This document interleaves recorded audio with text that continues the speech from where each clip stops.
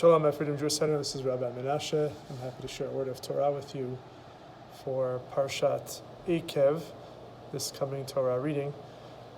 And the portion has many mitzvot in it, and one mitzvah in particular, which is relevant to our daily, sometimes a number of times during the day, is the blessing of saying Birkat HaMazon, the grace after meals.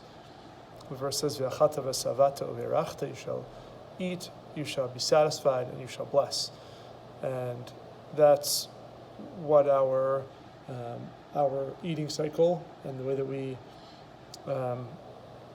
bring ritual into our physical experience is when we eat, we bless. After we eat, and before we eat as well. This is understood by inference that if we bless afterward, then we should bless before too. But there's a further take on that message from the Talmud that says that God finds so much love in the Jewish people because when the Jewish people would eat a small portion of food, even that would warrant the blessing. Even though the verse says, V'achata v'savata, you shall eat and be satisfied. Jewish people said, even if we ate just in a volume of an olive, a small bit, this much, that would have been enough for it to be warranting a grace after meals.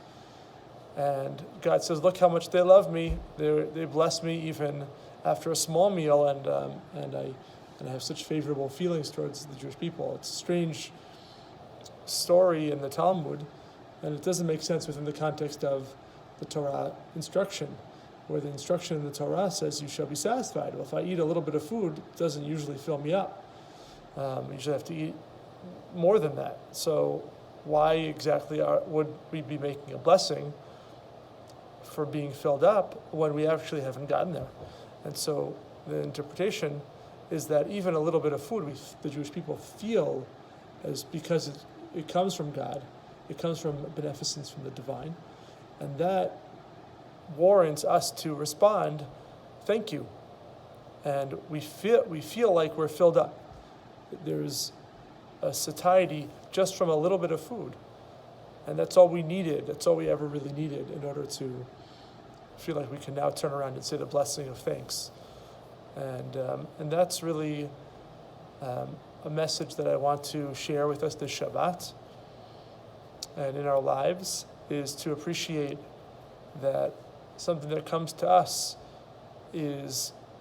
represents a great demonstration, and it's a representative of something bigger than just the small amount. And the Jewish people looked at a little bit of food and they said, this is a gift from God. And to think about the gifts that we have in our lives, that is a fundamental a blessing that is so powerful that's something that we need to take seriously. The famous Mishnah from Pirkei Avot says, Ezehu Ashir Asamech Bechalko, who is truly wealthy, somebody who is happy with what they have in life. And so you can find happiness even with a little bit when you realize that I am blessed with something, even if it's minor, that's a truly great thing.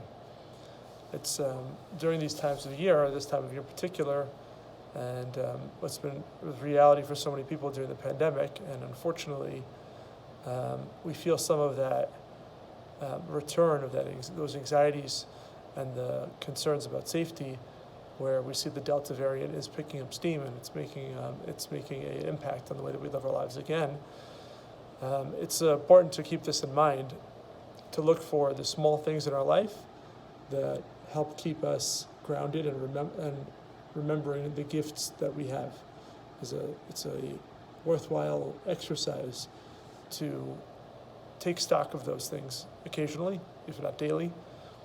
So these are the things that I'm grateful for. The gratitude is scientifically, medically, emotionally beneficial value to cultivate in our minds and in our hearts. So let's try to do that, to look at even the little things in our lives, the small blessings, and that we can use that to increase and to grow a total feeling of a robust love in our hearts. So I bless everybody with a Shabbat Shalom. Again, we're still in the 7 weeks of consolation. This is the second week of consolation Shabbat. I hope it's a consolation and a time of opening ourselves up for everyone. Shabbat Shalom.